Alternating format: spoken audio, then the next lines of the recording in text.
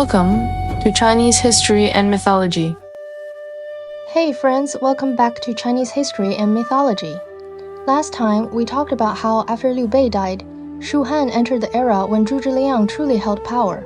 At that time, Shu Han had just suffered the terrible defeat at Yiling, and its national strength had been badly damaged. Liu Shan inherited the throne while still young, and both inside and outside the court, nothing was stable. To the north, Cao Wei was watching closely. To the east, Eastern Wu had just fought a major war with Shu Han. Zhuge Liang understood very clearly that if Shu Han continued to be enemies with both Wei and Wu at the same time, it would have no chance to recover. So he first sent Deng Ji as envoy to Eastern Wu to repair the relationship between Wu and Shu. After Deng Ji arrived in Eastern Wu, Sun Quan originally wanted to intimidate him. He set up an oil cauldron in front of the hall and arranged warriors holding blades in formation. But Deng Ji was not afraid at all. Instead, he pointed out directly, if Eastern Wu submitted to Cao Wei, sooner or later it would be swallowed by Cao Wei. Only if Wu and Shu formed an alliance again could they depend on each other like lips and teeth and resist the north together. After hearing this, Sun Quan was finally persuaded and agreed to restore the Wu-Shu alliance. Later, Eastern Wu also sent Zhang Wen to Shu in return. Zhang Wen was originally somewhat arrogant at the banquet in Shu, but in the end, Qin Mi, a scholar of Yizhou, left him speechless with a series of questions and answers. This also showed Eastern Wu that Shu was not without talented people. After Wu and Shu formed their alliance again, Cao Pi was furious. He decided to personally lead 300,000 land and water troops to attack Eastern Wu. Sun Quan appointed Su Sheng to resist the Wei army. Su Sheng used reeds to make human-shaped figures and set up fake cities and fake towers, so that when Cao Pi looked from far away, he thought Jiangnan was heavily defended. Then fierce winds rose over the river, and Sun Shao and Ding Feng seized the chance to attack. In the end, Cao Pi suffered a major defeat and returned, while Zhang Liao also died after his arrow wound reopened. After the Wei army withdrew, Wu and Shu were temporarily stable, and the north did not dare attack Shu Han lightly. But at this moment, a major crisis broke out in the south of Shu Han. Meng Huo, the king of the Southern Barbarians, led 100,000 barbarian soldiers to invade the border. Yang Kai, Zhu Bao, and Gao Ding also rebelled one after another. Yangchang Commandery was surrounded, and the situation in the south became extremely urgent. Zhuge Liang knew that if the south was not pacified, Shu Han's rear would never be stable. And if the rear was not stable, then there would be no way to even speak of a northern campaign against the Central Plains. So Zhuge Liang decided to personally lead the southern campaign. Liu Shan worried that after Zhuge Liang left Chengdu, Wei and Eastern Wu might take the chance to invade. Wang Lian also advised him that the south was filled with poisonous miasma and that he should not personally take such a risk. But Zhuge Liang believed that the Southern Barbarians were far from the Central Plains, and this was not a place that could be solved by fighting only one battle. To truly pacify the south, he had to adapt to the land and the people, and more importantly, attacking the heart had to come first. After the southern campaign began, Zhuge Liang first used a plan to create suspicion and break apart the relationship between Yang Kai, Gao Ding, and Zhu Bao. In the end, Gao Ding killed Yang Kai and Zhu Bao, and the three routes of rebellion were quickly pacified. After that, Wang Kang, the governor of Yangchang, came out of the city to welcome him, and Liu Kai presented the map for pacifying the barbarians in the palm of the hand, helping Zhuge Liang continue deeper into the south. At this time, Ma Su came to the army and offered Zhuge Liang the strategy of attacking the heart is best, attacking cities is lower, winning through the mind is best, winning through soldiers is lower. Zhuge Liang greatly agreed after hearing this, because this was the true core of his southern campaign. After that, Meng Huo sent the three cave marshals to attack in three routes. Zhuge Liang deliberately stirred up the sharp spirit of Zhao Yun and Wei Yan, making them go deep behind the enemy. They first defeated Jinhuan Sanjie, then worked with Wang Ping, Ma Zhong, Zhang Ni, Zhang Yi, and the others to capture Dong Tuna and Ahuinan. But Zhuge Liang did not kill them. Instead, he released them and let them go back, all to shake the hearts of the people around Meng Huo. When Meng Huo heard that the three cave armies had been badly defeated, he personally led troops into battle. But he again fell into Zhuge Liang's ambush, was captured alive by Wei Yan, and was escorted to Kongming's tent. But Meng Huo was not convinced. He said that he had only fallen into the hands of the Shu army because the mountain road was narrow, and he had made a mistake for a moment. He did not truly submit in his heart. After hearing this, Zhuge Liang did not kill him. Instead, he untied him, gave him wine and food, and released him, letting him go back to reorganize his troops and fight again. From this point on, the true contest between Zhuge Liang and Meng Huo had only just begun. So after Meng Huo returns, will he really admit defeat? If Zhuge Liang releases Meng Huo again and again, can he truly win over the hearts of the Southern Barbarians? And how will this southern campaign become one of the most famous stories in Romance of the Three Kingdoms, the story of capturing and releasing Meng Huo 7 times? Let's continue the story. After Kongming pacified the Southern Barbarians, he led the army back to Shu. Meng Huo brought the cave lords, chiefs, and tribal leaders, large and small, to come forward one after another, bow in thanks, and see him off. When the front army reached the Lu River, it was already autumn in the 9th month. This should have been the season when the water was calm, but suddenly the sky changed. Dark clouds covered everything, a fierce wind rose, and the surface of the river surged with violent waves. Men and horses could not cross, so they had no choice but to send someone back to report to Kongming. After hearing this, Kongming immediately summoned Meng Huo and questioned him. Meng Huo said, "This Lu River has always had violent spirits causing trouble. Anyone who crosses the river must first offer sacrifices to those spirits." Kongming asked, "What must be used for the sacrifice?" Meng Huo answered, "In the past, when the violent spirits caused trouble, people had to offer 49 human heads, along with a black ox and a white sheep. Only then would the wind and waves calm down. After the wind and waves calmed, not only could people cross the river, but it would also bless the land with a good harvest year after year." When Kongming heard this, he said firmly, "Now that the war has already been settled, how can we recklessly kill even one more person?" So he personally went to the bank of the Lu River to inspect the situation. He saw cold winds rising, waves rolling wildly, and men and horses all badly frightened. Kongming felt doubtful, so he asked the local people about it. The natives said, "Ever since the Chancellor's great army passed through here, every night we can hear ghosts crying and spirits howling beside the Lu River. They cry from dusk until dawn. Inside the miasma smoke, it seems as if countless dark spirits are causing trouble, so no one dares cross the river." After hearing this, Kongming lowered his head and thought deeply. Then he said, "This is my fault. Back then, more than 1,000 soldiers led by Ma Dai all died in the water. And on top of that, the soldiers of the south who died on the battlefield also had their bones abandoned here. Their resentful souls have not been released, so they have gathered here to cause trouble. Tonight, I will personally offer sacrifice to them." The local people quickly reminded him, according to the old custom, 49 human heads must be offered before the resentful souls will scatter. Kongming shook his head and sighed. "It is already because too many people have died that these angry ghosts exist. How can we kill living people again? I have my own way." So Kongming ordered men to slaughter oxen and sheep. He also used flour to shape objects like human heads, filled them with ox and sheep meat, and used them in place of real human heads. These were called mantu. That night, he set up an incense altar beside the Lu River, filled it with offerings, lit 49 lamps, raised soul-calling banners, and placed the mantu and other offerings on the ground.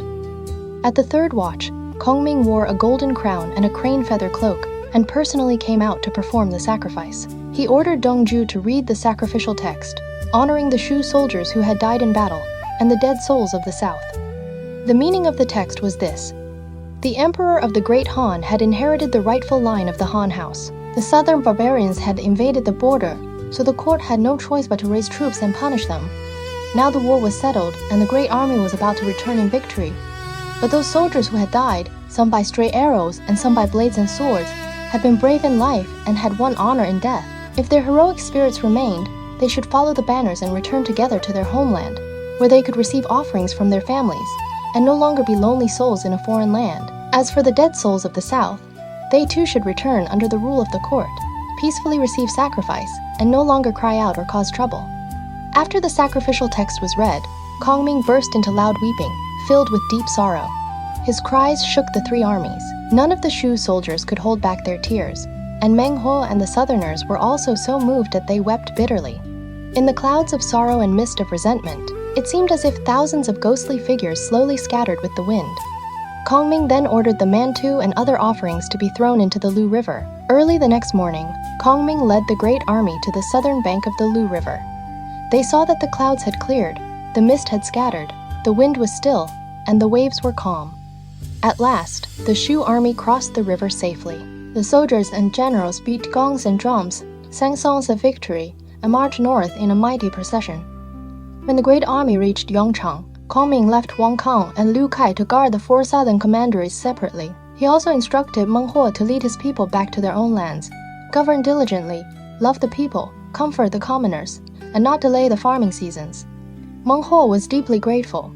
With tears in his eyes, he bowed farewell and left. Kongming then led the great army back to Chengdu. The later Lord Liu Shan personally arranged the imperial carriage and came 30 li out of the city to welcome him. He even got down from the carriage and stood by the road waiting for Kongming. When Kongming saw this, he hurriedly got down from his own carriage, kowtowed, and lay on the ground to ask forgiveness. I failed to pacify the south sooner and caused your majesty to worry. This is truly my crime. Liu Shan helped Kongming up and rode back into the city with him side by side. He also held a grand banquet to reward the three armies. From then on, the south was peaceful. Distant tribes sent envoys to court one after another, and more than 200 places came to offer tribute to the Han house. Kongming also submitted a memorial to Liu Shan, asking that the families of all soldiers who had died in public service be treated generously and given support. The people were grateful for the emperor's kindness, hearts became settled, and the court and country became clear and peaceful. Meanwhile, in Wei, the ruler Cao Pi had been on the throne for 7 years. By the 4th year of Jianxing in Shuhan, his illness had grown worse. Cao Pi had first married Lady Zhen as his wife. Lady Zhen had originally been the wife of Yuan Shi, the son of Yuan Shao. After Ye city was captured, Cao Pi took her into his household. Lady Zhen gave birth to a son for Cao Pi, named Cao Rui, core IER name Yuan Zhong. He had been clever since childhood, and Cao Pi loved him dearly. Later, Cao Pi favored noble consort Guo. Noble consort Guo was beautiful and charming. Her father had once praised her as a queen among women, so people called her the Queen Woman. She wanted to take the position of empress, so she plotted with the favored official Zhang Tao.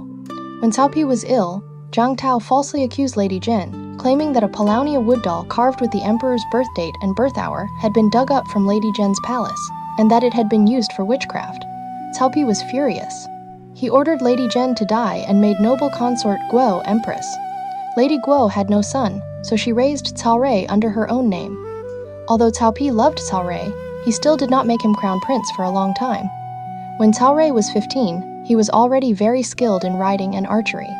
That year, in the 2nd month of spring, Cao Pi took Cao Rui out hunting. As they passed through a mountain valley, they suddenly startled a pair of deer, a mother and her young. Cao Pi shot the mother deer with one arrow. Then he saw the young deer running in panic, just as it rushed in front of Cao Rui's horse. Cao Pi shouted from behind, "My son, why do you not shoot the young deer too?" Cao Rui wept on horseback and replied, "Your Majesty has already killed its mother. How could I have the heart to kill her child as well?" Cao Pi was deeply moved after hearing this. He immediately threw his bow to the ground and sighed, "My son truly has the virtue of a benevolent ruler." So he made Cao Rui Prince of Pingyuan. By the 5th month of summer, Cao Pi had caught a cold, and his illness showed no sign of improving. Seeing that his condition was growing more serious, he summoned 3 men into the palace: Cao Zhen, General-in-Chief of the Central Army; Chen Kun, General who guards the army; and Tima Yi, General who pacifies the army. He also called Cao Rui over, pointed at Cao Zhen and the others and said, "My illness is serious and difficult to cure. I fear that my time has come. This child is still young. I hope the 3 of you will assist him well in governing the state. You must not fail the trust I place in you." The 3 men quickly bowed and said, "Why would your Majesty say such unlucky words? We are willing to serve your Majesty with all our hearts. May your Majesty live for 10,000 years." Cao Pi shook his head and sighed. "Not long ago, the gate of Zuchang collapsed for no reason. This is a very unlucky omen. I know that my time has come." At this moment, an attendant reported that Cao Xiu, general who campaigns in the east, had come to visit him in his illness. Cao Pi summoned him inside as well and instructed him, "You are all pillars of the state. If you can work together to assist my son Cao Rui, then even if I die, I can be at peace." After saying this, he wept, and before long he passed away. He was only 40 years old and had ruled for 7 years. After Cao Pi died, Cao Zhen, Chen Kun, Sima Yi, Cao Xiu, and the others mourned him while supporting Cao Rui as Emperor of Great Wei. They gave Cao Pi the posthumous title Emperor Wen and gave Lady Zhen the posthumous title Empress Wenjiao. At the same time, they appointed Zhong Yao as Grand Tutor, Cao Zhen as General-in-Chief, Cao Xiu as Grand Marshal, Hua Xin as Grand Commandant, Wang Lang as Minister of Works, Chen Kun as Minister over the Masses, and Sima Yi as General of Agile Cavalry. All civil and military officials were also promoted and rewarded, and a general amnesty was declared throughout the empire. At that time, Yongzhou and Liangzhou lacked people to guard them. Sima Yi submitted a memorial requesting to guard Shiliang and the surrounding areas. Cao Rui approved the request and appointed Sima Yi to command the troops of Yang and Liang. After receiving the order, Sima Yi set out that very day. This news was soon reported by spies into Shu. When Kongming heard it, he was greatly shocked and said, "Cao Pi is dead, and the young ruler Cao Rui has inherited the throne. The others are not worth worrying about. Only Sima Yi has deep intelligence and far-reaching strategy. Now he is also commanding the troops of Yang and Liang. If we allow him to train his soldiers, he will surely become a great enemy of Shu in the future. It would be better to send troops early and strike first." The army advisor Ma Su advised, "Chancellor, you have just pacified the south, and the soldiers and horses are exhausted. This is exactly the time to rest and recover. How can we rush into a distant campaign? I have one plan that can make Sima Yi die at the hands of Cao Rui. I do not know whether the Chancellor is willing to use it." Kongming asked, "What clever plan do you have?" Ma Su replied, "Although Sima Yi is an important minister of Wei, Cao Rui may not fully trust him. We should send secret agents into Luoyang, Yi City, and other places to spread rumors, saying that Sima Yi has a rebellious heart. Then we can forge a proclamation in Sima Yi's name and post it in different places, saying that he wants to replace the Cao family. In this way, Cao Rui will surely become suspicious and naturally kill him." Kongming nodded and agreed. He immediately sent people to carry out the plan in secret. Before long, a notice suddenly appeared on the gate of Yi City. The soldiers guarding the gate took it down and presented it to Cao Rui. Cao Rui opened it and read it. On it, written in Sima Yi's name, were these words: "When the great ancestor, Emperor Wu, was alive, his original intention had been to make Chenliu Prince Cao Ji his heir. Now Cao Rui was young and without virtue, wrongly occupying the imperial throne. Sima Yi would follow heaven's command, choose a day to raise troops, and replace the Cao family." After Cao Rui read this, he turned pale with shock and immediately gathered the ministers to discuss the matter. Hua Xin submitted a memorial and said, "Sima Yi requested to guard Yang and Liang. This was already part of a long-planned scheme.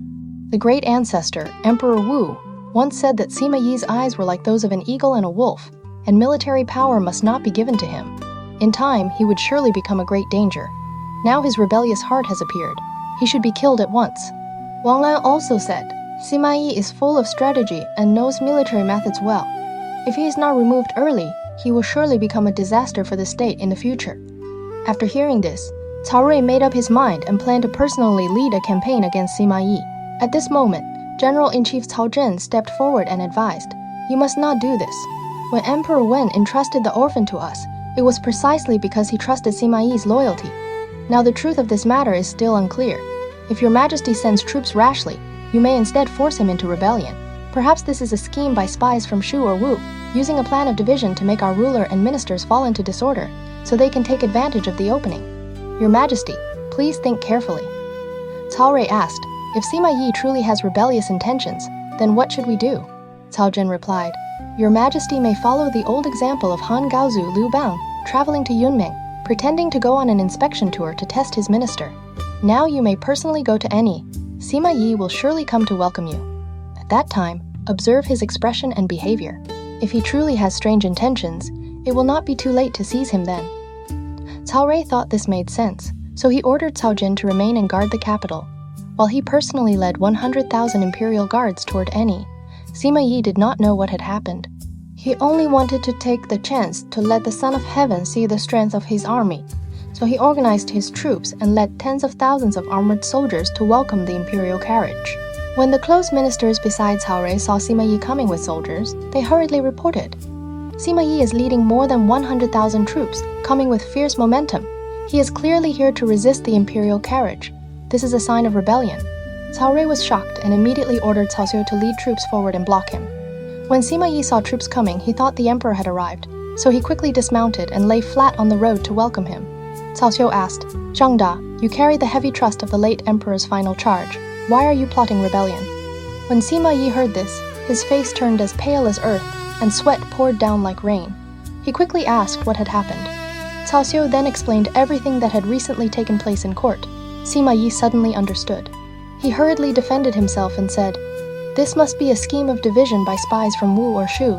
They want to make us fall into internal chaos, so they can take advantage of the opening. I am willing to meet your Majesty in person and explain face to face." So he immediately withdrew his army, came before Cao Rui's carriage, knelt on the ground and cried, "I received the late emperor's heavy trust. How would I dare have two hearts? All of this must be the plan of wicked men from Wu and Shu.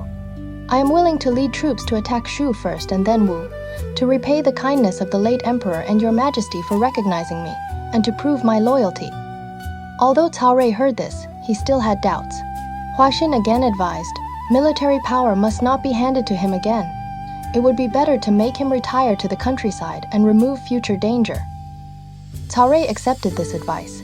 He dismissed Sima Yi from all offices and ordered him to return to his hometown, forbidding him from taking part in military or state affairs again. At the same time, he appointed Cao Xiu as commander of the troops of Yong and Liang, and then returned to Luoyang. The Shu spies reported this matter back to Chengdu. After hearing it, Kongming was overjoyed. "I have long wanted to attack Wei, but Sima Yi controlled the troops of Yong and Liang. Now he has fallen for the plan of division and has been demoted. What do I still have to worry about?"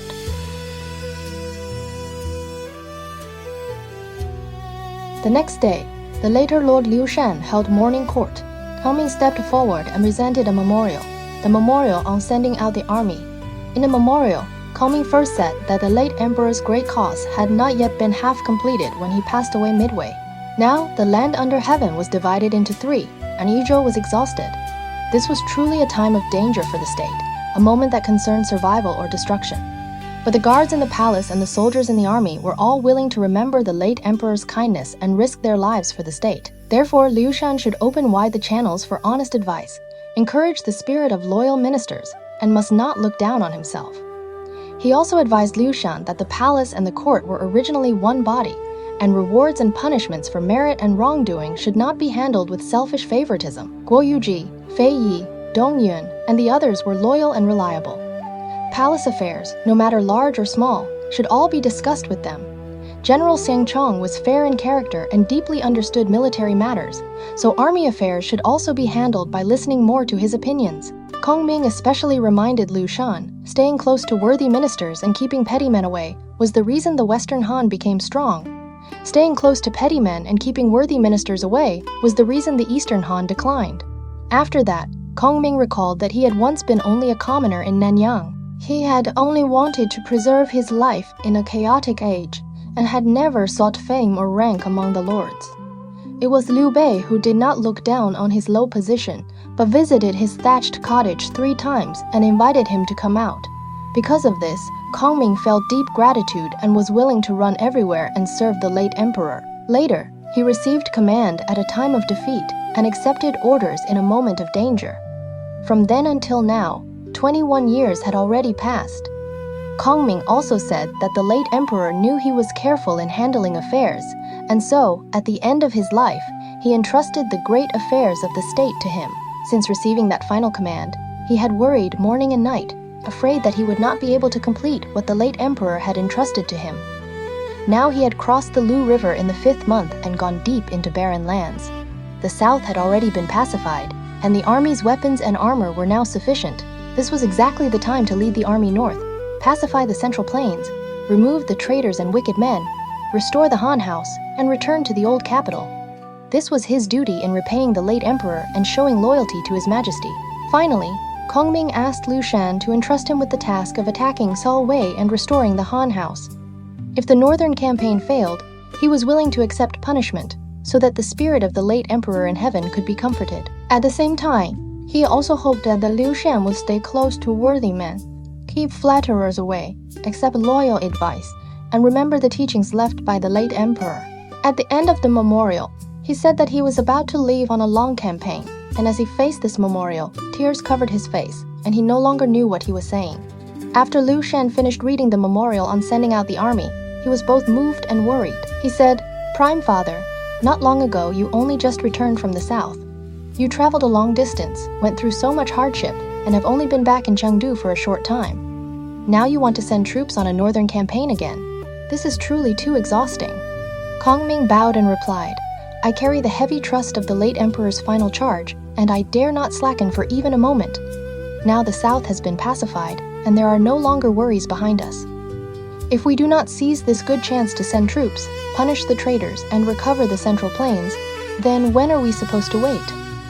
At this time, the grand astrologer Qiao Zhou stepped forward and reported, "Last night, I observed the stars.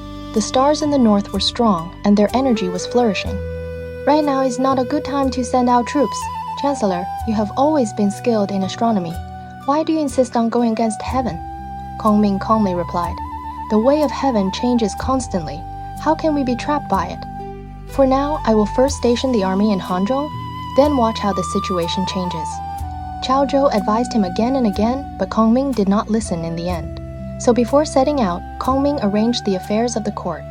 He left Guo Yuji, Dong Yun, and Fei Yi in charge of internal palace affairs. He appointed Xiang Cheng to command the imperial guards. Zhang Wan and Zhang Yi were placed in charge of the affairs of the chancellor's office. Du Chong, Du Wei, Yang Hong, Meng Guang, Lai Min, Yin Mo, Li Zhuan, Xi Zheng, Fei Shi, Qiao Zhou, and the others each took their own duties and governed Shu together. He also ordered Li Yan and the others to firmly guard the passes of Sichuan and prepare against a surprise attack from eastern Wu. In the end, the date was set. In the spring of the 5th year of Jianxing, on the Bingyin day of the 3rd month, the army would march north against Cao Wei. After the matters for the expedition had been arranged, an old general under the tent suddenly stepped forward and said, "Although I am old, I still have the courage of Liang Po and the might of Ma Yuan. Why have you left me out and not allowed me to go into battle and kill the enemy?" Everyone looked and saw that it was Zhao Yun. Kongming quickly advised him, "After I returned from the south where I pacified Meng Huo, Ma Chao passed away from illness. It grieved me deeply, as if one of my arms had been cut off. General, you are now also advanced in age. If anything happens to you on the front line, it will not only damage the great name you have held all your life, but also harm the morale of Shu Han." But Zhao Yun said, "Ever since I followed the late emperor, I have never retreated before battle. Whenever I met the enemy, I always charged at the front. For a true man to die on the battlefield is to die in the right place. What is there to regret? I am willing to take the post of vanguard." Kongming tried again and again to stop him, but Zhao Yun would not move. He even drew his sword and said, "If you do not let me be vanguard, I will kill myself before these steps." Seeing that his resolve was fixed, Kongming could only sigh and say, "Since the general is so determined, then please take command as the vanguard. But there must be another person traveling with you to assist." Before he had finished speaking, Deng Ji stepped forward and said, "I am willing to go with the old general and take the lead for the Shu army." Kongming was delighted.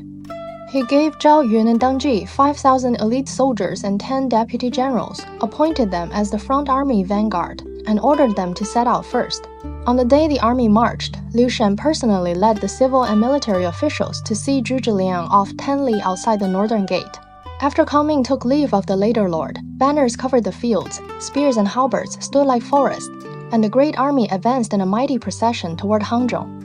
Wei border scouts quickly reported the movements of the Shu army to Luoyang. When Cao Rui heard that Zhuge Liang had commanded more than 300,000 troops and stationed them in Hanzhong, and that Zhao Yun and Deng Ji were serving as the front army vanguard and had already reached the border, he was immediately shocked. He asked the ministers, "Who can lead troops to resist Zhuge Liang?"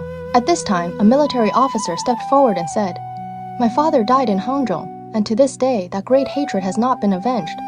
Now the Shu army has come to invade. I am willing to lead troops to face the enemy, serving the state above and avenging my father below. Even if I die 10,000 times, I will have no regrets." Everyone looked and saw that this man was Yahou Mao, the son of Xiahou Yuan. Xiahou Mao, courtesy name Zixiu, had been adopted as the son of Xiahou Dun when he was young, because Xiahou Yuan had been killed by Huang Zhong at Dingjun Mountain. Cao Cao pitied him for losing his father at a young age and married Princess Qinghe to him, making him an imperial son-in-law. Because of this, everyone in court respected him greatly. However, although he held military authority, he had never truly gone into battle. Now that Xiahou Mao had volunteered, Cao Rui appointed him Grand Commander and ordered him to gather troops from the various routes west of the pass, then go face the Shu army. The old minister Wang Lang hurriedly advised, "This must not be done. The imperial son-in-law Xiahou Mao has never commanded troops in battle. Now, allowing him to command a great army may not be a good plan. Moreover, Zhuge Liang's intelligence and strategy are extraordinary, and he deeply understands military methods. He must not be underestimated." When Xiahou Mao heard this, he was furious and said sharply, "Minister over the masses, Could it be that you are secretly working with Zhuge Liang and want to serve as his inside support? I have studied military books since childhood and understand the art of war. Why do you look down on me because I am young? If I cannot capture Zhuge Liang alive, I swear I will not return to the capital to see His Majesty." Seeing him so enraged, the ministers did not dare advise further. So Xiahou Mao took leave of the Wei ruler and hurried to Chang'an overnight, gathering more than 200,000 troops from west of the pass and preparing to face Zhuge Liang. Now Kongming the chancellor led the army on the northern campaign. When they passed through Mianyang, they happened to pass by the tomb of the old general Ma Chao. Kongming ordered Ma Chao's younger brother Ma Dai to wear mourning clothes, while he personally set up an altar and offered sacrifice. After the sacrifice was finished, Kongming returned to the military camp and gathered the generals to discuss the next plan for advancing the army. Suddenly, scouts came to report the Wei ruler, Cao Rui, has already sent the imperial son-in-law, Xiahou Mao, to gather troops from all routes in Guangzhong, preparing to face our army. Wei Yan immediately entered the tent and offered a plan. Xiahou Mao is nothing more than a rich young man who only knows eating, drinking, and pleasure. He is timid and has no strategy. I am willing to lead 5,000 elite soldiers through the small Baozhong path, go straight from the eastern side of the Qinling Mountains to the northern mouth of Ziwu Valley. In less than 10 days, I can reach Chang'an. If Xiahou Mao hears that my troops are at the city walls, he will surely be frightened and abandon the city. At that time, Chancellor, you can send troops through the main Zhai Valley Road, and the land west of Shanyang can be taken in one move." After hearing this, Kongming smiled and said, "This plan is not perfectly safe. Do you think no one in the Central Plains can see through it? If someone sets an ambush in the mountains and cuts you off, your 5,000 elite soldiers will be wiped out, and the morale of our army will be greatly damaged. Would that not be a loss greater than the gain? This plan cannot be used." Wei Yan was not convinced and said again, "If the Chancellor only advances by the main road, the enemy will have already gathered troops and formed ranks waiting for us. Our advance will surely be slow. If this drags on day after day, when can we ever pacify the Central Plains?" Kongming said seriously, "This time, I will advance from the broad, level road of Longyu. Following the proper order of military method, we can naturally win. Why should we worry?" And so, Wei Yan's surprise attack through Ziwu Valley was not accepted, leaving him gloomy and dissatisfied. Kongming then ordered Zhao Yun to continue leading the front troops forward. Meanwhile, on the Wei side, Xiahou Mao was in Chang'an gathering reinforcements from different regions. At this time, there was a great general from Ziliang named Han Dai. He was skilled with a giant mountain-splitting axe, had extraordinary strength, and was said to be able to fight 10,000 men alone. He brought 80,000 Western Qiang troops to join the battle. Xiahou Mao was delighted. He rewarded Han Dai generously and appointed him as vanguard. Han Dai had 4 sons, each highly skilled in martial arts. The eldest was Han Ying, the second was Han Yao, the third was Han Chong, and the fourth was Han Qi. Han Dai and his sons led 80,000 Ziliang soldiers to Fengming Mountain, where they happened to encounter the Shu vanguard, Zhao Yun and Deng Zhi. The two armies formed ranks and faced each other. Han Dai rode out, with his 4 sons lined up on both sides. Standing before the formation, he cursed loudly, "You traitors who betrayed the state! How dare you step onto the land of our Wei?" When Zhao Yun heard this, his anger blazed up. He raised his spear, urged his horse forward, and charged straight at Han Dai. Han Dai's eldest son, Han Ying, was the first to meet him. In less than 3 rounds, Zhao Yun stabbed him to death with 1 spear thrust. The second son, Han Yao, saw this and rushed forward with his blade, but he also could not hold out for long. The third son, Han Chong, raised a Fang Tian halberd and attacked from the side, while the fourth son, Han Qi, charged into the fight holding sun and moon double blades. The 3 of them surrounded Zhao Yun together. Surrounded by 3 attackers, Zhao Yun remained calm and steady, and his spear technique did not fall into disorder. Before long, Han Qi was struck by a spear and fell from his horse, but a deputy general from his own formation rescued him. Zhao Yun saw that the Wei formation had become slightly confused, so he pretended to flee in defeat. Han Chung chased after him with his halberd and shot 3 arrows in a row, but Zhao Yun knocked them away with his spear. Han Chung became furious and charged again, but Zhao Yun turned back and shot him in the face with 1 arrow. Han Chung fell from his horse and died on the spot. Han Yao still refused to retreat and raised his blade to attack again. Zhao Yun dodged aside, threw away his spear, seized the blade, and captured Han Yao alive with a reverse move, sending him back to his own formation. Then he mounted his horse again, took back his long spear, and charged into the enemy ranks once more. Han Di saw with his own eyes that his 4 sons had either died or been captured. His heart nearly split with fear, and he turned around and fled back to the main camp. The Western Kong soldiers had already heard Zhao Yun's great name. Now they saw that even though he was over 70, he was still as fierce as a tiger, and no one dared face him. Zhao Yun, alone on his horse and with one spear, charged through the formation as if he had entered a place with no one there. Later generations wrote a poem praising him. Remember Zhao Zilong of Changshan in the past. At 70, he still built extraordinary merit. Alone, he killed 4 generals and charged through the battle lines, still like the hero who saved his lord at Dangyang. When Deng Zhi saw Zhao Yun win a great victory, he seized the chance and led the army in a fierce attack. The Ziliang troops were badly defeated and fled. Han Di was almost captured alive by Zhao Yun, and had no choice but to abandon his helmet and armor and flee on foot for his life. Zhao Yun and Deng Zhi withdrew the troops and returned to camp. Deng Zhi cupped his hands and praised him. "General, you are already over 70, yet today you were as brave as a man in his prime. You killed several enemy generals before the formation. This is truly rare in the world." Zhao Yun smiled slightly. "The Chancellor thinks I am old and would not make full use of me. Today, I merely showed a little of my will." After that, he sent men to escort the captive Han Yao and also sent a written report to Kongming with news of the victory. Han De led the defeated troops back in a sorry state to see Xiahou Mao and tearfully told him what had happened in the defeat. After hearing this, Xiahou Mao was furious and decided to personally lead troops to face Zhao Yun. Zhao Yun soon received a scout report saying that Xiahou Mao was leading troops to attack. He put on his armor, mounted his horse, held his bright silver spear, and led more than 1,000 soldiers, setting up formation before Fengming Mountain to face the enemy. Xiahou Mao wore a golden helmet and golden armor, rode a white horse, and held a large chopping blade, standing beneath the commander's banner. From far away, he saw Zhao Yun riding back and forth before the formation. Xiahou Mao originally wanted to fight him in person, but Han De suddenly rushed out and roared, "How can I not avenge the blood hatred of my 4 sons?" After saying this, he swung his mountain-splitting axe and charged straight at Zhao Yun. Anger rose in Zhao Yun's heart, and he raised his spear to meet him. The two fought for only 3 rounds before Zhao Yun's spear flashed, and he stabbed Han De to death with one thrust. Then, without stopping at all, he charged straight towards Xiahou Mao. Xiahou Mao was frightened out of his wits and quickly turned back to flee into his own formation. Deng Zhi seized the chance and led the army forward. The Wei army suffered a major defeat and retreated more than 10 li before setting up camp again. That night, Xiahou Mao gathered the generals to discuss matters. With a worried face, he said, "I had long heard Zhao Yun's great name, and today I saw him with my own eyes. Though he is already old, he is still as fierce as a tiger. The story of him saving his lord at Changban Slope is truly not false. Such a hero cannot be matched. What should we do?" At this time, Cheng Wu, the son of Cheng Yu, offered a plan. "Zhao Yun may be brave, but he has courage without strategy. He is not worth fearing. Tomorrow, General, lead troops into battle again. First, hide 2 armies on the left and right. General, appear to fight him on the surface. Then pretend to flee in defeat and lure Zhao Yun deep inside.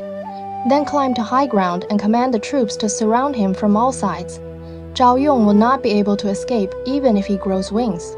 Xiahou Mao followed this plan. He ordered Deng Shi to lead 30,000 soldiers and hide on the left, and Zhu Zai to lead 30,000 soldiers and hide on the right. The next day, Xiahou Mao again led troops out in formation. Zhao Yun and Deng Zhi went out to meet him. Deng Zhi reminded Zhao Yun on horseback, "Last night the Wei army was routed, and today they have come to challenge again. There must be trickery here. Old General, you must be careful." But Zhao Yun said, "What can a mere young boy who still smells of milk accomplish? Today I will surely capture him alive."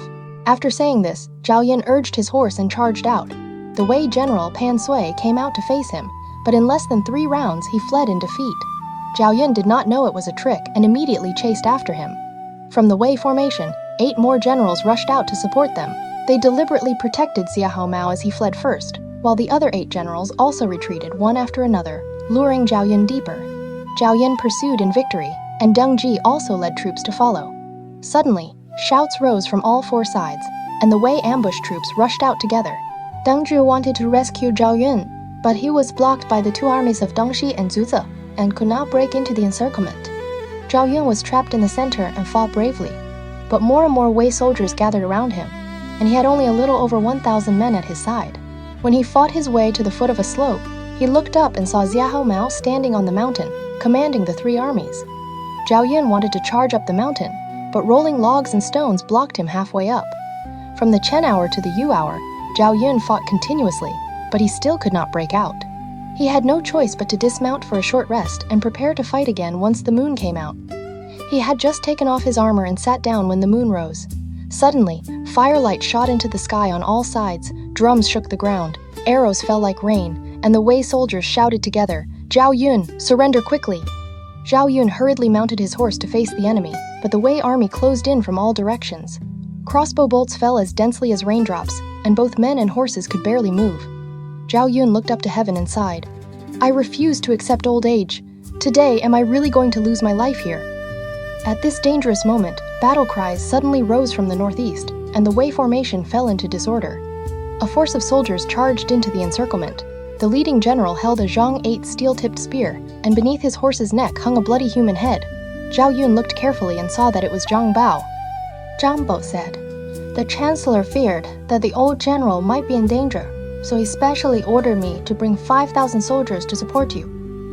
Just now, when I broke through the encirclement, I met the Wei general Zhu Ze blocking the road, and I have already killed him." Zhao Yun was delighted and joined forces with Zhang Bao, breaking out through the northwest corner. While they were fighting, another force broke in from outside. The leading general held the green dragon crescent blade and carried a severed head in his hand. It was Guan Xing. Guan Xing said, "By the chancellor's order, I specially brought 5,000 soldiers to support you. Just now, I encountered the Wei general Dong Shi, and I cut him down with one strike. The chancellor will arrive soon." Zhao Yun sighed with feeling and said, "You two generals have already achieved extraordinary merit. Why not seize today's chance to capture Xiahou Mao and settle the whole situation?" When Zhang Bao and Guan Xing heard this, each led troops and pursued the enemy. Zhao Yun also reorganized his soldiers and sighed, "They are all of my sons and nephews' generation, yet they are so eager to win merit. I am a senior general of the state and an old minister of the court. How can I fall behind? Even if I have to risk this old life, I must repay the late emperor's kindness in recognizing me." So Zhao Yun once again led his troops to attack Xiahou Mao. That night, Zhao Yun, Guan Xing, and Zhang Bao attacked from 3 directions and badly defeated the Wei army. Deng Zhi also led soldiers to support them, killing so many Wei troops that corpses covered the ground and blood flowed like a river. Xiahou Mao had little strategy to begin with and had never truly been on a battlefield. Seeing the situation fall into chaos, he took only a little over 100 personal guards and fled overnight toward Nan'an Commandery. When the Wei army saw that their commander had fled, they immediately scattered in defeat. When Zhang Bao and Guan Xing heard that Xiahou Mao had fled toward Nan'an, they pursued him through the night.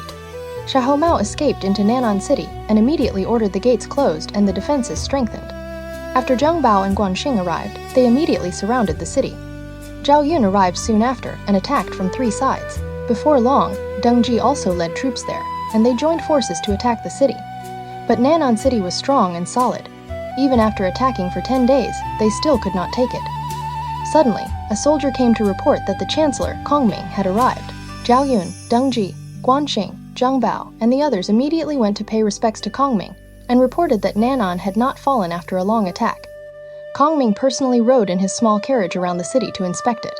After returning to camp, he held a council in the command tent and said, "This city has deep moats and high walls. It will not be easy to break. And my true strategic goal is not this city. If we attack for a long time and cannot take it, and Wei soldiers from other places attack Hanzhong, our army will instead be in danger." Deng Zhi said, "Xiahou Mao is the imperial son-in-law of Wei. If we can capture him, it will be more valuable than killing 100 generals. Now that he is trapped inside the city, how can we give up so easily?" Kongming nodded. "I have my own clever plan." Then he asked, "To the west of Nan'an is Tianshui Commandery, and to the north is Anding Commandery. Who are the governors of these 2 places?" The scout answered, "The governor of Tianshui is Ma Zun, and the governor of Anding is Kui Liang." After hearing this, Kongming was delighted. He immediately called Wei Yan, Guan Xing, Zhang Bao, and the others, gave each of them instructions, and then secretly summoned 2 trusted soldiers and gave them private orders. Kongming continued to remain outside Nan'an City. He ordered the soldiers to carry firewood and grass toward the base of the city walls, pretending to shout that they were going to set fire to the city. When the Wei soldiers saw this, they only thought the Shu army was making an empty threat and did not take it seriously. Meanwhile, Kui Liang, the governor of Anding, heard that Nan'an was surrounded and Xiahou Mao was trapped. He was filled with fear and quickly ordered troops to guard the city. Suddenly, a man came from the south, claiming that he had a secret matter to report. Kui Liang summoned him into the city and questioned him. The man said, "I am Pei Su, a trusted general under Commander Xiahou. By the commander's order, I have come to ask Tianshui and Anding commanderies for help. The situation in Nannan City is extremely urgent. Every day they raise fire signals on the walls, hoping for reinforcements from the two commanderies. The commander ordered me to break through the encirclement at the risk of death and ask the two commanderies to send troops overnight. If the commander sees reinforcements arrive, he will open the city gates, and we can attack from inside and outside." Kui Liang asked, "Do you have a letter from the commander?" Pei Su took out a letter from inside his clothes soaked with sweat. After Kui Liang read it, he immediately gave Pei Su a fresh horse and sent him on to Tianshui to ask for help. Before long, another fast rider came to report that Ma Zun, the governor of Tianshui, had already sent troops to rescue Nannan, and asked Anding to send troops as quickly as possible to support them. Kui Liang discussed this with his subordinates. Everyone said, "If we do not go to rescue them, and Nannan falls, then the imperial son-in-law Xiahou will also be in danger. Our two commanderies will not be able to escape blame." So Kui Liang gathered his soldiers and set out, leaving only civil officials behind to guard the city. Kui Liang led his troops along the main road toward Nannan. From far away, he saw firelight rising into the sky in the direction of Nannan, so he urged the soldiers to hurry through the night. When they were still more than 50 li from the city, suddenly, shouts rose loudly from both front and rear. Scouts reported, "Ahead, Guanxing has blocked the road. Behind us, Zhang Bao is chasing and attacking." The Anding army immediately fell into chaos. Kui Liang took only a little over 100 personal guards and desperately fought his way out through a small path, then fled back to Anding in a terrible state. But as soon as he reached the city, arrows rained down from the walls. Wei Yan stood on the city wall and shouted, "I have already taken Anding. Why do you not surrender quickly?" It turned out that Wei Yan had disguised himself as part of the Anding army, tricked the city gates open at night, and led the Shu army to seize Anding in one move. Kui Liang had nowhere else to go, so he fled toward Tianshui commandery. But before he had gone far, an army appeared ahead, lined up in formation. Beneath the great banner, a man wearing a Taoist robe, a silk headscarf, and holding a feather fan sat on a carriage. It was Kongming. Kui Liang hurriedly turned his horse to flee, but Guanxing and Zhang Bao caught up from two directions. Seeing Shu soldiers on every side and no road left to escape, Kui Liang had no choice but to surrender. Kongming treated him with the courtesy due to a guest and asked him, "What is your relationship with Yang Ling, the governor of Nannan?" Kui Liang replied, "Yang Ling is a younger clansman of Yang Fu, and he and I have a very close friendship." Kongming nodded and said, "Then are you willing to enter the city, persuade Yang Ling to surrender, and help us capture Xiahou Mao?" Kui Liang said, "As long as the chancellor allows me to go, you may first withdraw the army a little, so I can enter the city and persuade him." Kongming agreed, and immediately ordered the armies on all four sides to each withdraw 20 li and set up camp. Kui Liang rode alone to the foot of Nannan City and called for the gate to be opened. After entering the city, he met Yang Ling and explained everything in detail. Yang Ling said, "We have received great kindness from the Wei ruler. How can we betray him so easily? We should use their plan against them." The two then went together to see Xiahou Mao and explained the plan. Yang Ling said to Xiahou Mao, "We can pretend to offer the city and welcome the enemy in. Once the Shu army enters the city, we will set an ambush inside and kill them all in one move." Kui Liang then returned to see Kongming and said, "Yang Ling is willing to open the city gates and let the Shu army in to capture Xiahou Mao. But Yang Ling does not have many brave men under him, so he does not dare act rashly." Kongming smiled and said, "That is simple. I will send Guanxing and Zhang Bao into the city with you. You can say that reinforcements from Anding have arrived and first calm Xiahou Mao. When fire is raised on the city wall, I will personally lead the great army to attack the city." Kui Liang secretly thought, "If I do not bring Shu generals into the city, Kongming may become suspicious. It would be better to bring them in first, kill them, and then raise fire to trick Kongming into entering the city." So on the surface, he agreed. At dusk, Guanxing and Zhang Bao received Kongming's secret orders and mixed into the Anding troops brought by Kui Liang, then came to the foot of Nannan City. From the wall, Yang Ling asked, "Which troops are these?" Kui Liang answered, "The reinforcements from Anding have arrived." After saying this, he first shot an arrow up to the city wall. A secret letter was tied to the arrow, warning Yang Ling that Zhu Zhiliang had sent two generals to sneak into the city and that he must not alarm them. They should wait until the two entered the office, then make their move. Yang Ling received the letter and handed it to Xiahou Mao. The two arranged more than 100 executioners, planning to wait until Guanxing and Zhang Bao entered the office and dismounted, then close the gates and kill them. After that, they would raise fire from the city wall and lure Kongming into the city. After everything was arranged, Yang Ling ordered the city gates opened. Guanxing entered first with Kui Liang, and Zhang Bao followed behind. Yang Ling personally came down from the wall to welcome them, but before anyone expected it, Guanxing raised his blade and cut Yang Ling down from his horse on the spot. Kui Liang was so frightened that his soul nearly flew away, and he turned his horse to flee. Zhang Bao shouted from behind, "How could your little trick deceive our chancellor?" He thrust out his spear and stabbed Kui Liang to death beneath his horse. Guanxing immediately rushed up onto the city wall and set fire there. When the Shu troops on all four sides saw the flames rise, they attacked the city together. Xiahou Mao was caught completely off guard and desperately broke out through the southern gate. But as soon as he left the city, he ran into Wang Ping, blocking the road. The two sides had only just engaged when Wang Ping captured Xiahou Mao alive on the spot, and the remaining Wei soldiers were scattered and killed. Zhuge Liang then entered Nan'an City, comforted the people and soldiers, and gave strict orders that the army must not disturb even the smallest thing belonging to the people. The generals came one after another to present their achievements, and Zhuge Liang had Xiahou Mao placed inside a prison cart. Deng Ji asked, "Chancellor, how did you know so early that Ku Liang's surrender was false?"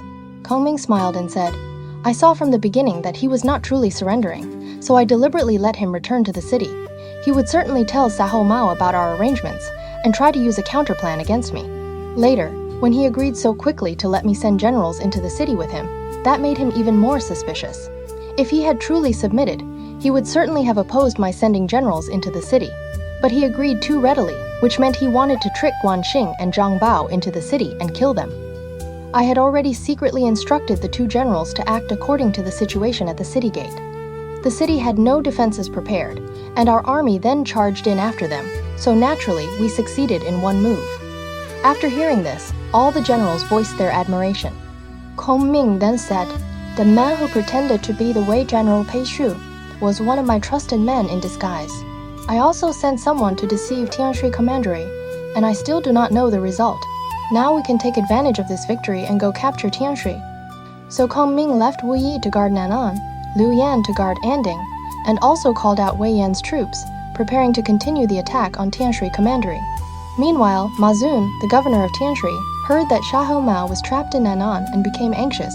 He immediately summoned the civil and military officials to discuss the matter. The merit officer Liang Su, the registrar Yin Shang, the recorder Liang Qian, and the others all said, "Xiahou Mao is the imperial son-in-law of Wei. If something happens to him, our two commanderies will not be able to escape blame. Governor, you should lead troops to rescue him." Ma Zun was still hesitating when someone suddenly reported, "Pei Zhu, the trusted general sent by Commander Xiahou, has arrived." After the false Pei Zhu entered the office, he handed over a forged document, saying that Xiahou Mao was asking Anding and Tianshui commanderies to send troops quickly to support him. After saying this, he hurried away. The next day, another messenger arrived on horseback, saying that Anding Commandery had already sent troops, and that Tianshui should hurry to join them. Ma Zun was just preparing to raise troops when suddenly, a man rushed in from outside and said, "Governor, you have fallen into Zhuge Liang's trap." Everyone looked and saw that this man's surname was Jiang, his name was Wei, and his courtesy name was Boyu. He was from Ji County in Tianshui. His father, Jiang Zhong, had once served as merit officer of Tianshui, but later died in battle during the chaos of war. Jiang Wei had been intelligent since childhood, understood military books and martial arts, and was also extremely devoted to his mother, so the people deeply respected him. Later, he was appointed by the court as general of the household and took part in military affairs within the commandery. Jiang Wei said to Ma Zun, "I have heard that Zhuge Liang defeated Xiahou Mao and trapped him inside Nan'an, surrounding the city so tightly that not even water could leak through. How could anyone possibly escape from such an encirclement? Besides, Pei Su is not a famous general, and none of us has ever heard of him." The messenger from Anding had no official document, and his words were vague. In my view, this Pei Su must be a Shu soldier in disguise. His purpose is to lure the governor into sending troops. As soon as the Tianshui army leaves the city will be empty, and the Shu army will surely take the chance to capture Tianshui. Ma Zun was greatly shocked. "Thanks to your warning, Boyu. Otherwise, I would have fallen into the trap." Jiang Wei smiled and said, "Governor, there is no need to worry. I actually have a clever plan. Not only can we capture Zhuge Liang, but we can also lift the siege of Nan'an." Now, Jiang Wei had seen through Kongming's plan. He said to Ma Zun, the governor of Tianshui, "Zhuge Liang has most likely hidden troops behind our commandery city, waiting for our main force to leave so he can take advantage of the empty city and attack. I am willing to take 3,000 elite soldiers and lie in ambush along the important road. Governor, you can lead troops and pretend to go out for battle, but do not go far. Once you are 30 li from the city, turn back. As soon as you see me set fire as the signal, we will attack from front and rear, and we will surely win. If Zhuge Liang comes in person, I am also confident I can capture him." Ma Zun thought this made sense, so he gave Jiang Wei 3,000 elite soldiers. After Jiang Wei set out, Ma Zun and Lang Qian led troops out of the city, leaving only Lang Su and Yin Shang to guard it. Sure enough, just as Jiang Wei had expected, Kongming had already sent Zhao Yun to hide troops in the mountains, preparing to attack the city once the Tianshui troops left. Scouts came to report, Ma Zun, the governor of Tianshui, has already led troops out of the city. Only civil officials remain inside. Zhao Yun was delighted. He immediately sent men to inform Zhang Yi and Gao Xiang to prepare to intercept and attack Ma Zun, while he personally led 5,000 soldiers straight to the walls of Tianshui. When Zhao Yun reached the city, he shouted loudly, "I am Zhao Zilong of Changshan. You have already fallen into our plan. Open the city gates and surrender quickly, and you may avoid death." Unexpectedly, Ling Su laughed loudly from the city wall. "You are the one who has fallen into our Zhang Boyu's plan, and you still do not know it." Zhao Yun was just about to attack the city when suddenly, battle cries shook the sky on all sides, and flames shot upward. A young general rode forward with his spear raised and shouted, "Are you looking for Zhang Boyu?" After saying this, he charged straight at Zhao Yun. Zhao Yun raised his spear and met him in battle. The two had only fought a few rounds, but Jiang Wei's spirit grew stronger and stronger, and his spear technique became more and more extraordinary as they fought. Zhao Yun secretly exclaimed, "I never thought Tianshui would have such a man." Just as the fight became fierce, Ma Zun and Lang Qian also led troops to attack from both sides. Zhao Yun was attacked from front and rear, so he had no choice but to fight hard through the encirclement and withdraw with the defeated soldiers. Jiang Wei pursued closely, and luckily Zhang Yi and Gao Xiang arrived with 2 routes of troops in time, allowing Zhao Yun to escape danger. After Zhao Yun returned to camp, he reported to Kongming that he had fallen into a trap. Kongming asked in surprise, "Who exactly saw through my plan?" A man from Nan'an reported, "This man's surname is Zhang, his name is Wei, and his courtesy name is Bo Yu. He is from Ji County in Tianshui. Since childhood, he has been devoted to his mother, and he is skilled in both civil and military matters. He has both wisdom and courage, and is a rare talent of this age." Zhao Yun also praised him, saying, "This man's spear technique is truly extraordinary." Kongming sighed and said, "I originally wanted to take Tianshui easily. I never expected to meet such a person, so he personally led the great army toward Tianshui." Meanwhile, Jiang Wei returned to Tianshui and met Ma Zun. He said, "Zhao Yun has already been pushed back. Zhuge Liang will surely come in person. He will definitely think that we are still defending inside the city. Instead, we should divide our troops into 4 routes and attack instead of only defending. I will personally lead one army and lie in ambush east of the city. Once the Shu army arrives, I will cut off their road back. Governor, you, Liang Qian, and Yin Shang should each lead one army and lie in ambush at important places outside the city. Liang Shu will remain inside the city and lead the people in defense." Ma Zun followed the plan and made all the arrangements. Because Kongming was worried that Jiang Wei was alert and clever, he personally led troops as the vanguard and advanced toward Tianshui. When they were almost at the city, he gave an order. When attacking a city, the first moment of arrival is when we must strike with one burst of energy. If we delay too long and morale drops, it will be difficult to take. So the great army pressed straight to the foot of the city. Kongming saw that the flags on the city walls were orderly and the defenses were strict, so he did not act rashly.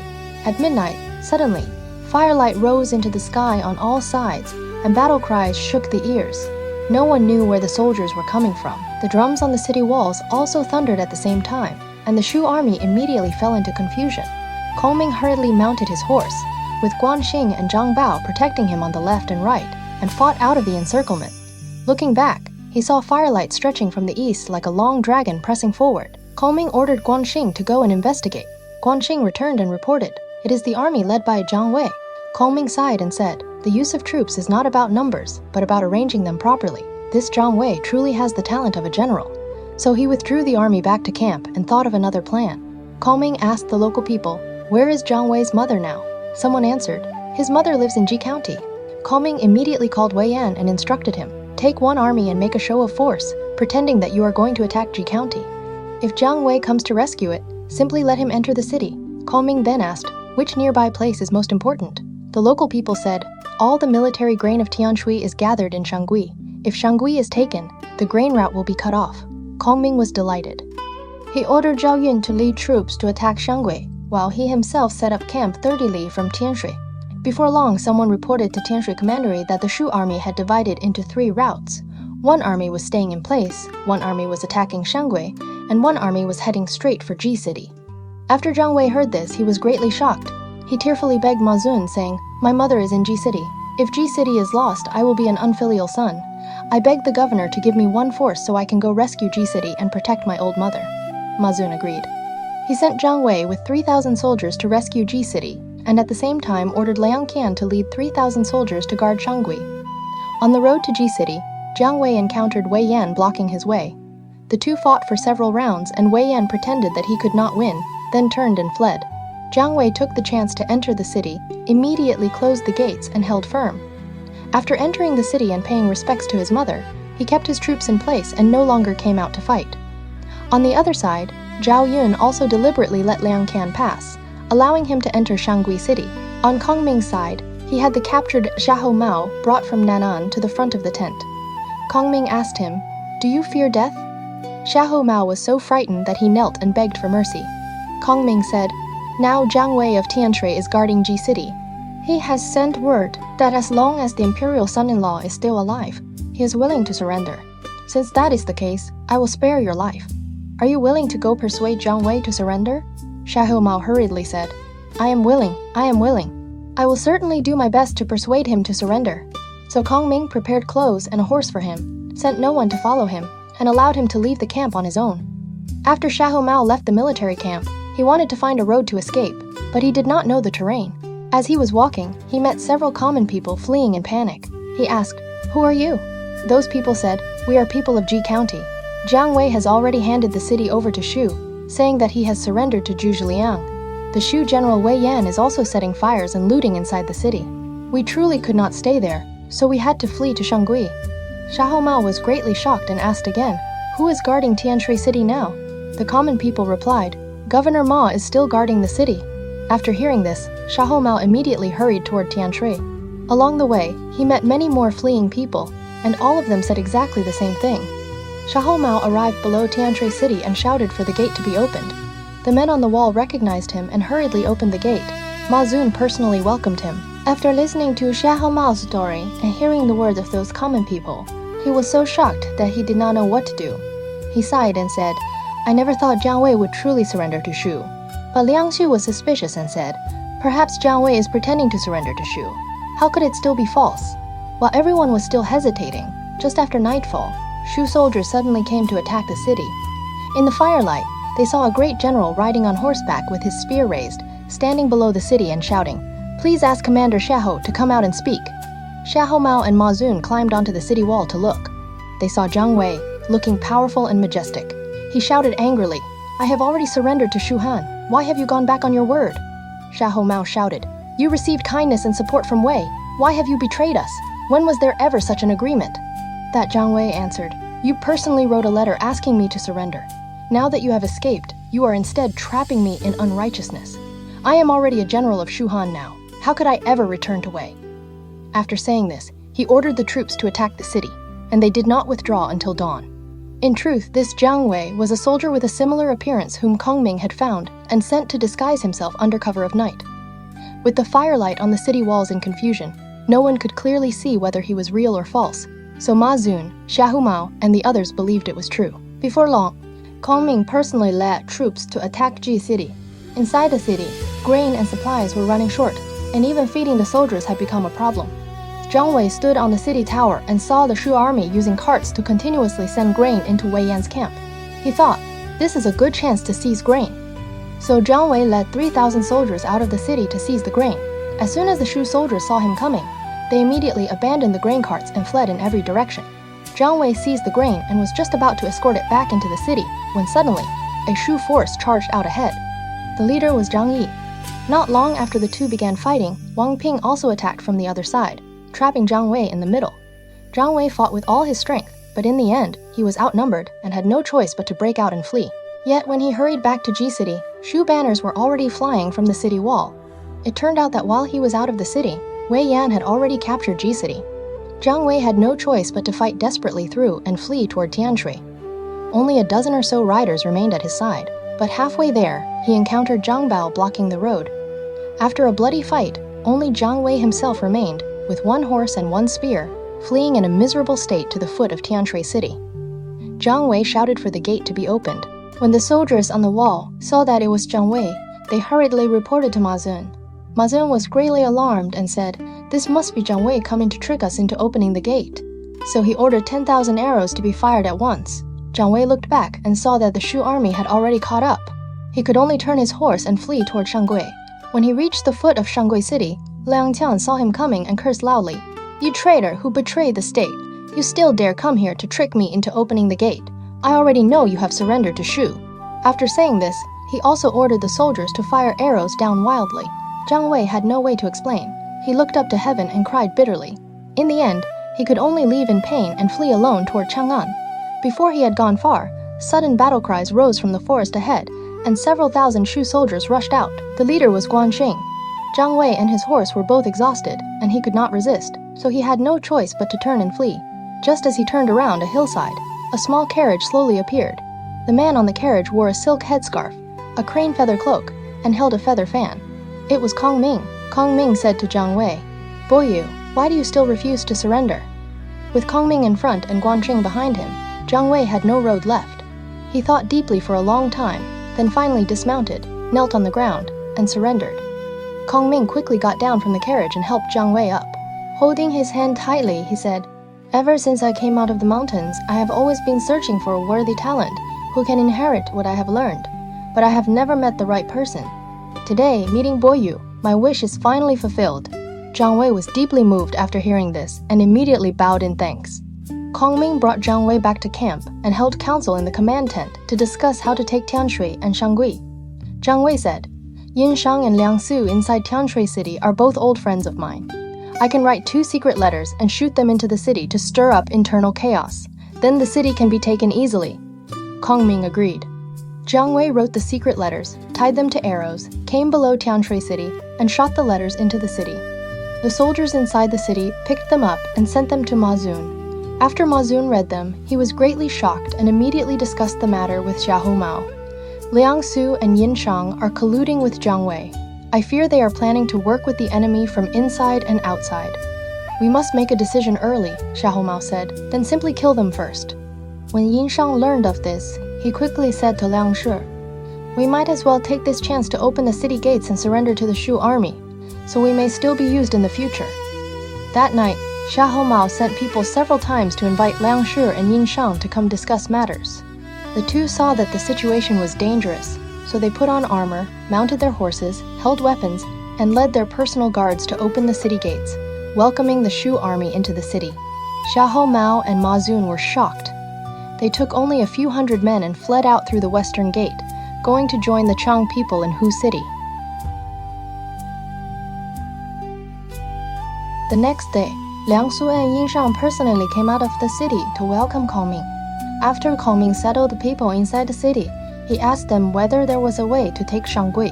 Liang Su said, "Shangui is guarded by my own younger brother, Liang Xian. I can persuade him to surrender." Kongming was delighted, so Liang Su went to Shangui and persuaded Liang Xian to submit. Liang Xian did indeed open the city and surrender. Kongming richly rewarded the 3 men. He appointed Liang Su as governor of Tianshui, Yin Shang as magistrate of Ji City, and Liang Xian as magistrate of Shangui. After everything was arranged, Kongming reorganized the army and continued forward. One general asked, "Chancellor, why do you not pursue and capture Xiahou Mao?" Kongming smiled and said, "Letting Xiahou Mao go is just like letting go of a duck, but gaining Jiang Wei is like gaining a phoenix." This time, Kongming took 3 cities in a row, and his fame shook the surrounding regions. Nearby commanderies and counties submitted one after another. Kongming reorganized the army, gathered the troops from Hanzhong, and advanced toward Mount Qi. with his army's spearhead pointing straight at the western bank of the Wei River. The news quickly reached Luoyang. At this time, it was the first year after the Wei ruler Cao Rui ascended the throne, the first year of Taihe. Cao Rui was holding court when the ministers reported, the imperial son-in-law Xiahou has already lost 3 cities and has now fled into Qiang territory. The Shu army has reached Manqi, and its vanguard is pressing close to the western bank of the Wei River. Your Majesty should make plans quickly. Cao Rui was shocked and asked the ministers, who can drive back the Shu army for me? Minister over the masses Wang Lang stepped forward and said, the late emperor always used Cao Zhen as his main general, and he won many victories. Now it would be best to appoint Cao Zhen as Grand Commander and have him lead the great army to resist the Shu troops.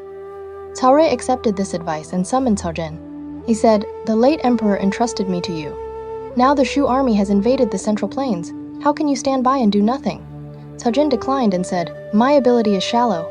I fear I am not equal to the task. Wang Lang advised him, General, you are a pillar of the state. You cannot refuse. Although this old minister is dull and weak, I am also willing to go with you on this campaign. Only then did Cao Zhen accept the appointment, and he also recommended Guo Huai of Yangqiu in Taiyuan as his deputy general. Cao Rui agreed. He appointed Cao Zhen as Grand Commander and granted him the ceremonial staff and battle axe. Guo Huai was appointed deputy commander, and Wang Lang became military advisor. The Wei court selected 200,000 elite soldiers from the eastern and western capitals and placed them under Cao Zhen's command. Cao Zhen then appointed his clansman Cao Zhen as vanguard, and Zhu Zan, general who sweeps away bandits, as deputy vanguard. In the 11th month of that year, the Wei army set out, and Cao Rui personally saw them off at the western gate before returning. After Cao Zhen's great army reached Chang'an, it crossed the Wei River and set up camp west of the river. Cao Zhen discussed battle plans with Wang Lang and Guo Huai. Wang Lang said, tomorrow, arrange the troops neatly and make a great display of banners and drums. I will personally ride out. With only a few words, I can make Zhuliang surrender without resistance, and the Shu soldiers will retreat without a fight. Cao Zhen was overjoyed. That night, he gave orders for the soldiers to cook at the 4th watch. At dawn, they were to arrange the army neatly and form ranks to face the enemy. The next day, the two armies faced each other below Mount Qi. The Shu army saw that the Wei soldiers were neatly arranged and full of spirit, completely different from Xiahou Mao's troops. After the war drums stopped, Minister over the masses Wang Lang rode out from the formation. In the Wei formation, Grand Commander Cao Zhen stood on the upper side, Deputy Commander Guo Huai stood on the lower side, and the 2 vanguard generals stood in the front row. A scout shouted loudly before the horse, please let the opposing commander come out and speak. Then the great banners of the Shu army opened. Guanxing and Zhang Bao stood separately on the left and right, and fierce generals lined both sides. In the middle of the banners, a 4-wheeled carriage slowly rolled forward. Kongming sat calmly inside the carriage, wearing a silk headscarf and a crane feather cloak. Holding his feather fan, dressed in plain white, with a graceful and noble bearing, Kongming saw the 3 great banners before the Wei formation, and recognized that the old man with the white beard in the middle was Minister over the masses Wang Lang. He thought to himself, Wang Lang has probably come to give a long speech about great principles. Let me hear what he has to say. So he ordered the carriage to be pushed out beyond the formation and had a junior officer shout loudly, the Han Chancellor will speak with the Minister over the masses. Wang Lang rode forward and first saluted Kongming. He said, I have long admired the Chancellor's great name, and today I am fortunate to meet you. Since the Chancellor clearly understands heaven's will and recognizes the times, why do you still raise troops without just cause? Kongming replied, I am obeying an imperial command to punish traitors. How can this be called raising troops without just cause? Wang Lang then began speaking at length, saying that heaven's will had already changed and that the imperial throne had passed to Wei. He said that since the times of Emperor Huan and Emperor Ling of Han, the world had fallen into chaos. Dong Zhuo, Li Jiu, Guo Si, and others had brought disaster one after another. Warlords rose everywhere, and the people suffered. The great ancestor of Cao Wei pacified the land under heaven, and Emperor Wen followed heaven's will and the hearts of the people, imitating the abdications of Yao and Shun, and ruled China. This was exactly where heaven's mandate had gone. Now Wei had 1 million armored troops and good generals as numerous as clouds. Shu Han was only the light of a firefly, so how could it compete with the bright moon? If Kongming was willing to turn his weapon around and surrender, Not only would he not be punished, but he could be made a marquis and appointed as a general.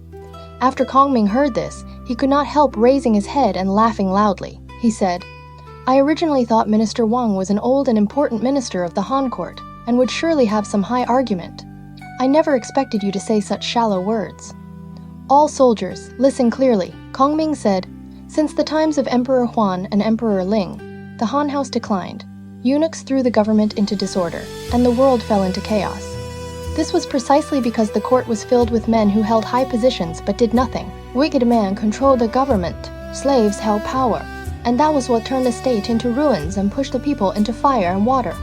I have always known what kind of man you are, Wang Lang. You are originally from Donghai. You first entered office through the recommendation of filial and honest conduct. You should have supported a wise ruler, corrected the court, and helped the Liu clan restore the Han house. Instead, you joined the traitors who usurped the state, helped evil do its work, and plotted rebellion against the Han. A man like you has committed monstrous crimes, and heaven and earth cannot tolerate you." Kongming continued to curse him. Now, fortunately, heaven has not ended the fate of the Han house. Emperor Zhao Li inherited the great line in western Sichuan, and I, by order of his successor, have sent troops to punish traitors. You are nothing more than a petty man who flatters and bows for favor. You should have hidden aside and dragged out your miserable life, yet you dare speak wildly of heaven's will before the great army. You white-haired old wretch, you white-bearded old traitor, you are about to die.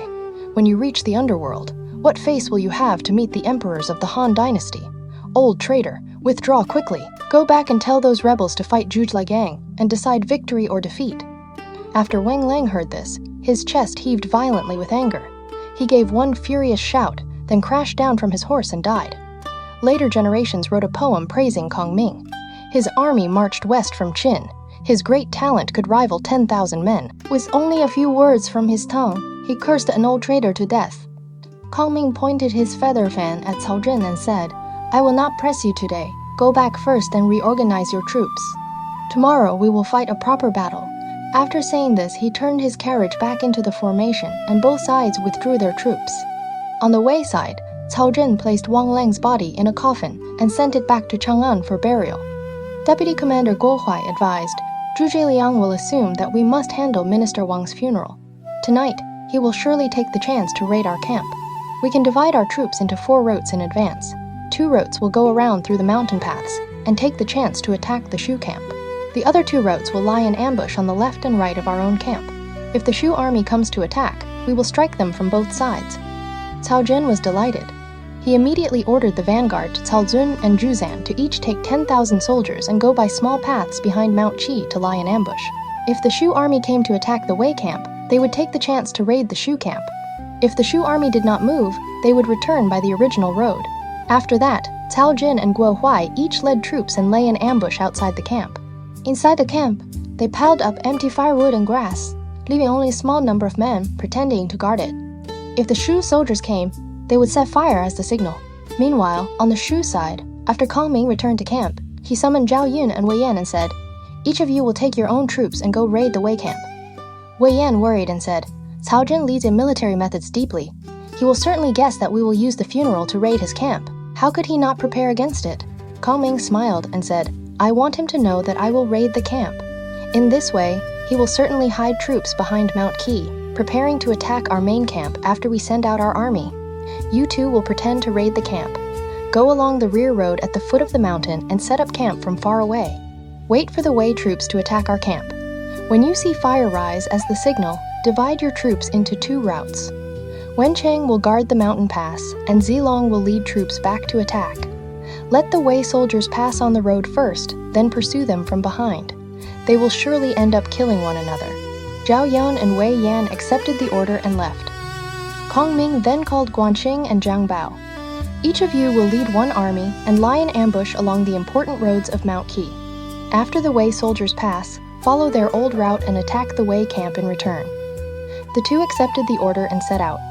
After that, Kongming arranged for Ma Dai, Wang Ping, Zhang Yi, and Zhang Ni to lie in ambush around the camp, ready to attack the Wei soldiers from all 4 sides. He himself turned the main camp into an empty camp, piled dry firewood in the center as the signal, and then led the generals to withdraw behind the camp and observe the situation. At dusk, the Wei vanguard Cao Zun and Zhu Zan led their troops out of the camp. Around the second watch, they saw movement near the Shu army's mountain front from far away. Cao Zun thought Guo Huai's prediction was correct and urged the army to advance quickly. Around the third watch, Cao Zun was the first to charge into the Shu camp, but he found not a single person inside. Realizing he had fallen into a trap, he hurriedly ordered the army to withdraw. Just then, fire rose inside the camp, and Zhu Zan's troops also arrived. In the darkness of night, the two sides could not tell friend from enemy and actually began killing each other. Men and horses fell into chaos. Only when Cao Zun and Zhu Zan met did they realize that their own men had been trampling and killing their own men. They hurriedly joined forces and tried to retreat. Suddenly, shouts shook the sky on all sides. Wang Ping, Ma Dai, Zhang Ni, and Zhang Yi arrived with 4 routes of troops. Cao Zun and Zhu Zan could only take a few hundred personal guards and flee for their lives toward the main road. Before they had gone far, drums and horns sounded together, and an army blocked the road. The leader was Zhao Yun, who shouted, "Enemy generals, where do you think you are running?" The two turned in another direction, only to run into Wei Yan leading troops toward them. Blocked in front and pursued from behind, the Wei army fled in terrible defeat. Cao Zun and Zhu Zan desperately fled back to their own camp. The soldiers guarding the camp thought the Shu army had come to raid them, so they hurriedly lit the signal fires. On the left, Cao Zhen led troops out, and on the right, Guo Huai led troops out. Both sides mistook each other for enemy attackers, and the Wei army once again began cutting down its own men. Immediately after that, 3 routes of Shu troops charged in, Wei Yan in the center, Guan Xing on the left, and Zhang Bao on the right. With one fierce attack, they badly defeated the Wei army. The Wei soldiers fled more than 10 li, and many Wei generals were killed or wounded. Only then did Kongming order the troops to withdraw after winning a great victory. Cao Zhen and Guo Huai gathered the remaining soldiers and returned to camp to discuss a plan. Cao Zhen said with a worried face, "Now the Wei army is alone and without support, while the Shu army is as powerful as a tiger. How can we drive them back?" Guo Huai said, "Victory and defeat are common in war. General, you do not need to worry too much. I do have one plan that can make the Shu army unable to look after both front and rear, forcing them to withdraw." In this episode, Zhu Zhiliang's first northern campaign officially began. From the very beginning, he did not choose Wei Yan's proposed surprise attack through Ziwu Valley. Instead, he decided to advance steadily from the main road through Longyu. Wei Yan was dissatisfied in his heart, but what Kongming valued more was the stability of the whole situation. And on the battlefield, the old general Zhao Yun once again proved that even though he was already over 70, he was still Zhao Zilong of Changshan. Before Fengming Mountain, he fought alone with one spear, defeated Han Dai and his sons one after another, and frightened the Ziliang soldiers so badly that they lost all courage. But precisely because he was eager to win merit, Zhao Yun fell into Xiahou Mao's ambush and nearly reached a desperate situation. Fortunately, Guan Xing and Zhang Bao arrived in time. The 3 routes of Shu troops joined forces and counterattacked, defeating the Wei army in one move and forcing Xiahou Mao into Nan'an City. After that, Kongming used another plan to first take Anding, then break Nan'an and capture Xiahou Mao alive. He originally thought Tianshui could also be taken smoothly, but unexpectedly, a man appeared there who even made Kongming deeply admire him, Jiang Wei. Jiang Wei not only saw through Kongming's plan to lure the enemy, but also personally designed a counterattack, almost causing Zhao Yun to fail. Kongming saw that this man was skilled in both civil and military matters, with both wisdom and courage, so he did not rush to kill him. Instead, he set up one plan after another, making Jiang Wei misunderstood by the Wei army. In the end, Jiang Wei had no road left and could only surrender to Shu Han. After Kongming gained Jiang Wei, he also said that meaningful line, "Letting Xiahou Mao go was only like letting go of a duck, but gaining Jiang Wei was like gaining a phoenix." From this moment on, Jiang Wei officially entered the Shu Han camp and became the successor Zhu Zhiliang valued most. Next, Kongming marched out to Mount Qi, and Wei sent Cao Zhen, Guo Huai, and Wang Lang to lead troops against him. Before the 2 armies, Wang Lang tried to use a speech about heaven's will and great righteousness to persuade Kongming to retreat. Instead, Kongming publicly rebuked him so harshly that Wang Lang became furious and fell dead from his horse. The Wei army tried to set an ambush at night, but Kongming had already seen through it. He turned the plan back against them, making the Wei soldiers kill one another, and they returned in a major defeat. But although Cao Zhen had suffered defeat, Guo Huai was not an incompetent man like Xiahou Mao. The Wei army still had a new plan that had not yet been used. So what exactly was Guo Huai's clever plan? Could Zhu Zhiliang's first northern campaign, while morale was still high, break through the Wei army's defenses in one move? And would Jiang Wei, who had just surrendered to Shu Han, truly prove his value in the battles to come? We'll continue the story in the next episode. If you enjoyed today's episode, feel free to give the show a like, subscribe, and share it with someone you think would enjoy it too.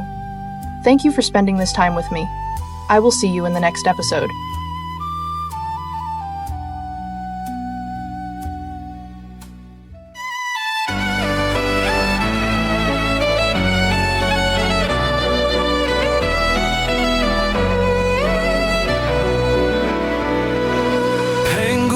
The sky in light, Nuwa healed the broken heart.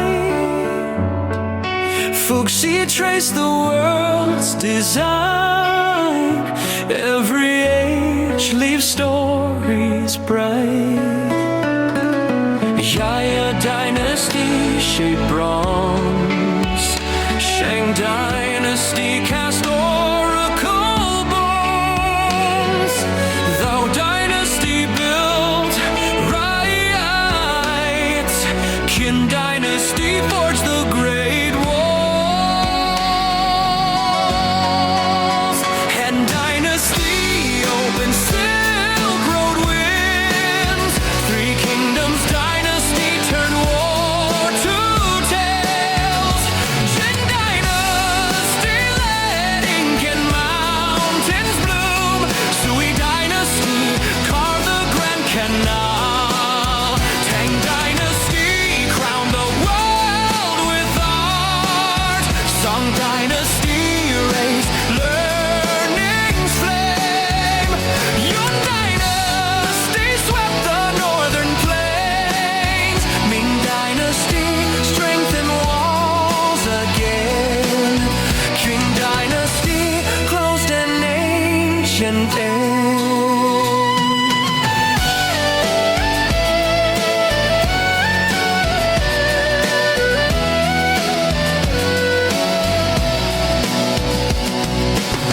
Every age leaves stories bright. History and myth ignite in endless light. China's history moves in mystery through the night. Footsteps of this land enchant the world in light.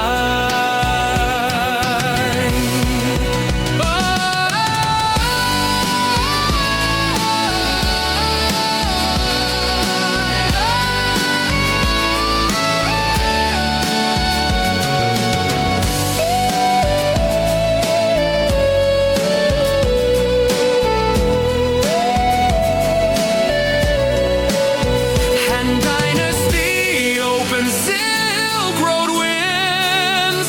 Three Kingdoms dynasty turned war to tales. Qin dynasty led ink and mountains bloom. Sui dynasty carved the Grand Canal. Tang dynasty crowned the world with art. Song dynasty raised learning.